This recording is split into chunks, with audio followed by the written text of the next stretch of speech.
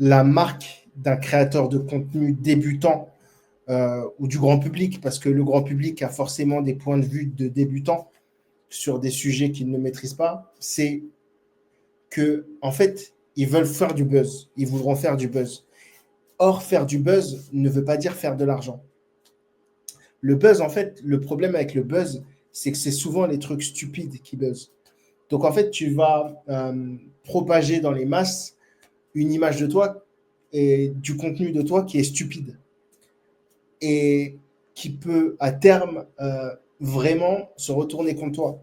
Il y a plusieurs cas célèbres. Il y a le cas Alexis Chance, qui a carrément été devant l'Assemblée nationale parce qu'il fait le buzz avec ses conneries.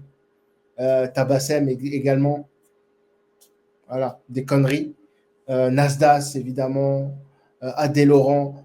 Là, récemment, je vois, il y a un gars, il s'appelle Pafman. Le problème, c'est que ce qui se propage, c'est souvent des conneries. Et en fait, euh, tu vas te détruire. En même temps que ton image va se propager et que tu vas peut-être apprécier ta nouvelle popularité, tu vas te détruire par la même occasion parce que tu vas euh, attirer vers toi une attention que tu n'en as pas envie. Il faut savoir que sur les réseaux sociaux, quand on met notre image, quand on s'expose comme ça, même moi, alors comme ça, là, juste en faisant cette vidéo, je m'expose à toutes sortes d'attentions. Je m'expose à des attentions positives, négatives. Et le buzz, c'est vraiment là où tu as des gens qui ont toutes sortes d'autorités, qui peuvent avoir toutes sortes d'autorités dans la société, qui peuvent se rabattre sur toi, dont l'Assemblée nationale et autres, si tu poses vraiment problème.